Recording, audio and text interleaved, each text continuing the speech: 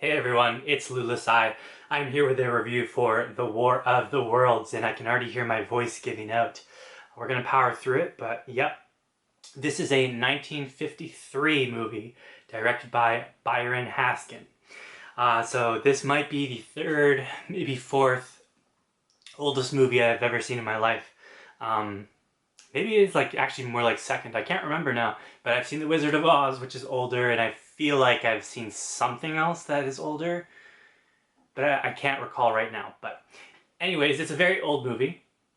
Normally this would be in black and white, but I have the 70th anniversary 4K UHD version, which is in color, and I didn't feel like the color took away from anything. I felt like it actually made it a lot more enjoyable. Um, yeah, so this is going to be a shorter review. I actually watched this yesterday and I was so tired I couldn't even get up to make this review. So I'm going to admit this is going to be one of my shorter reviews. Maybe not one of my best I'll ever make, but you know, I would rather have my authentic first impressions of a movie I've never seen before than just like rewatch it the day after, and I don't know, just feels less authentic to me. So not everything's going to be perfect, but so the plot is that so Mars as a planet is dying. So the Martians are invading Earth in hoping to get their resources and just take over everything. Really, you don't necessarily know the exact motivations of the Martians or what, are they going to keep humans as prisoners or not? You don't know all this stuff yet. I mean, it gets actually a little bit more clearer in the 2005 version, which probably important I mention I have seen the Tom Cruise War of the Worlds several times, and I do like that one. I'm actually a bit of a defender of that one because I think not everyone loves it. Um, and I have to be honest, I think I might prefer that one a little bit more to this one. I think this one has one distinct advantage over it, which I'll just say right now. I think this one has a better depiction of the Martians or the aliens. So I like the way the designs of these ones more. They're like their ships and just the way the Martians themselves look with like the tentacle hands and stuff. So I prefer the depiction of the aliens in this one, but otherwise I think that and I guess if you want something short and sweet, this would also be better. But if you're wanting like a more big picture, full movie experience, I do recommend the Tom Cruise one. I do think it's a little bit better than this. Okay, I was giving you a plot breakdown. So the Martians have come to Earth to invade them, and humanity, the global militaries of the world, temporarily cooperate together to try and save themselves. So everyone across the entire world is working together. But the problem is that the aliens have technology that's far too advanced. They have shields, and nothing is working. Not tanks, fighters, guns, obviously. Even a nuclear bomb is not working. So they're kind of cooked, as the kids would say nowadays. And I don't want to spoil things, but really the whole purpose of the movie is to so this is based off of a novel, which I actually have right here. This is a 1898 novel, which obviously this is a more modern version of it, but that's when it originally released, by H.G. Wells. And the purpose of this story was to humble humanity. So even back in 1898, people were criticizing humanity for thinking that they're the top dogs in the universe when, maybe we are, to be honest, but maybe we're not. And so maybe we should be more careful, more prepared. So, well, I guess in this case they can't really prepare, but you know what I mean. So that's what H.G. Wells was trying to tell us in 1898, and that's what this film depiction is doing in 1953.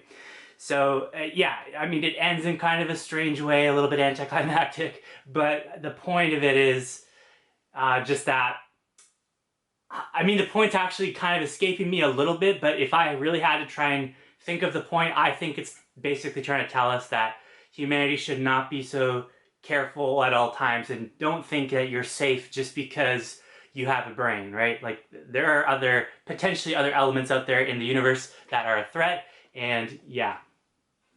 So I think it's like kind of criticizing human hubris. That would be the best way to put it. But again, I don't want to spoil things, so that probably made no sense to you. Because I feel like this is a movie that's not talked about a lot, so maybe you haven't seen it.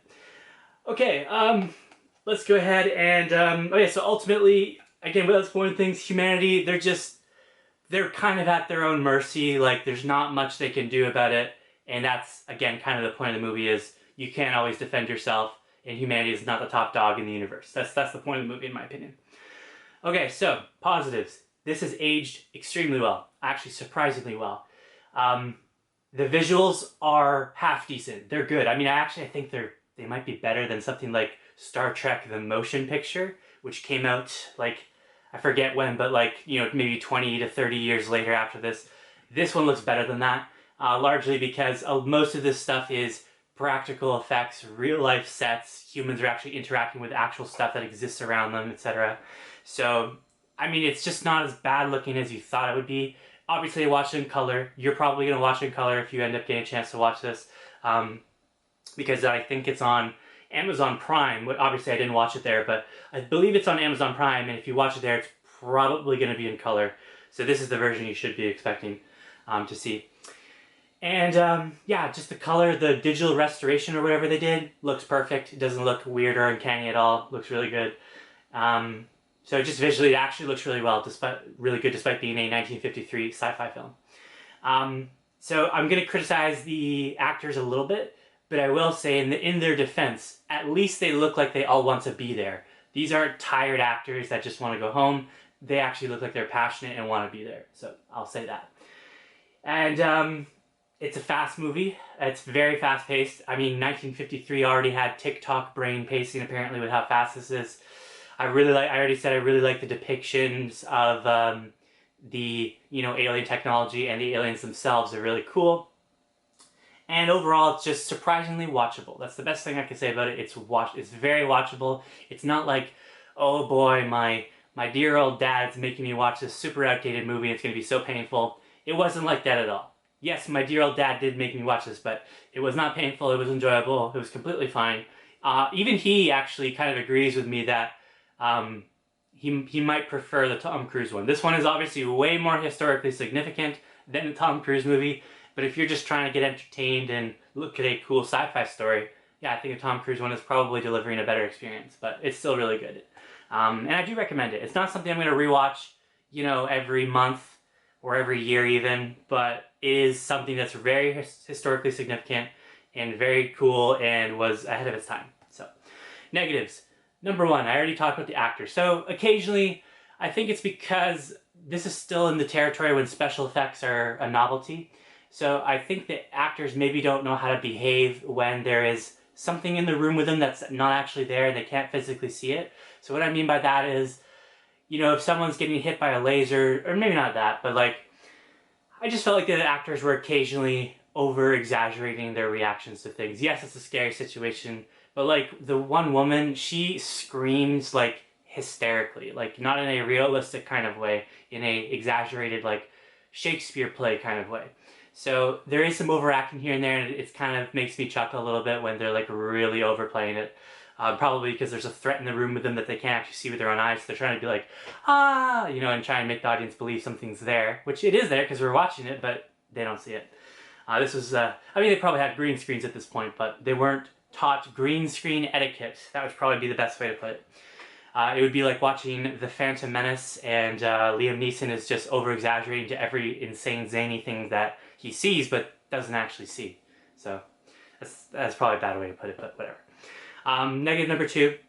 Now, this is more of a problem with the source material. I actually have not read this yet. I will be reading it. I'm looking forward to it. But I already know what the source material is. And so this is a source material problem, I believe. But the story does have some issues. So yes, I tried to decipher the point that was here. But if you're not really looking for that point, let's say you're like a casual audience member, which I often am, especially when I'm not reviewing stuff, is it's way too short. The movie is way too short. It's 85 minutes long, but it feels shorter than that. That's including both the opening and ending credits. And the opening credits in old movies are pretty long, so this one wasn't quite as bad as some other ones I've seen, but still. So it's like probably 80 minutes or less, realistically, but it feels less than that. And yeah, it's just way too short, and it's over in the blink of an eye. I don't get invested in the characters because of that. And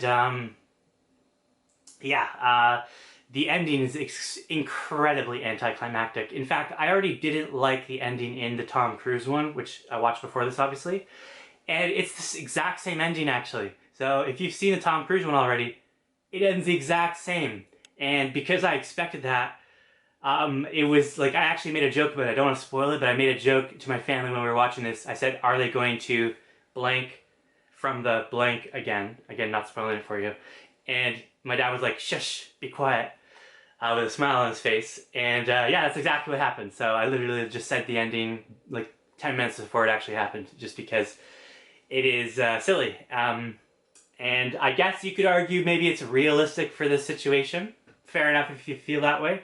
But for me, it is very anticlimactic, does not carry impact, and probably the only way it could have impact is if I either was nostalgic about this movie and saw it a long time ago, or if I maybe have read the book fully and really I'm in love with the book, I'm in love with the story of the book, maybe then I would appreciate the ending more. But for me, it just kind of anticlimactically ends, and it's certainly not something that's going to stick with me the same way Star Wars might, or other stuff. So I'm going to give The War of the Worlds a harsh, kind of, but I mean, I think it deserves around a 7 out of 10. So I'm going to go with a 7 out of 10. I think it's historically significant. I think it's, you know, even though it's short, it's still enjoyable, it's still fast-paced, and it's not unwatchable. Visuals hold up surprisingly well. One more negative I should mention actually is, now this is more of a criticism of 1953 technology, but the sound is kind of imbalanced in this. So the sound channels are competing with each other, so voices are often overpowered by other sounds, and you will probably have to put up your volume to like close to the maximum just to hear what's going on. The reason I'm bringing that up is because I did watch the 70th anniversary 4K version, so you would think they would have been able to improve it a little bit better, but yeah, it's still pretty washed out and drowned out. So you are not going to be hearing what various background characters are saying, and sometimes I like to hear that stuff. So yeah, The War of the Worlds, I'm going to give it a 7 out of 10. Historically significant, entertaining, cool depiction of the aliens, but just not a lot of emotion and not enough impact. There's some impact, but not enough because it's too short, and I'm just not invested enough in the individual lives, because that's normally how you do these, these world threat movies really well, is you just give the audience one or two people to really care about, and they're just not here. They're just whatever. They're more like vessels to move the story along. The Doctor and the woman, I don't know what her title is, but yeah, The War of the Worlds, 7 out of 10. I do think it's worth it. I think it's important to watch this at least once in your life.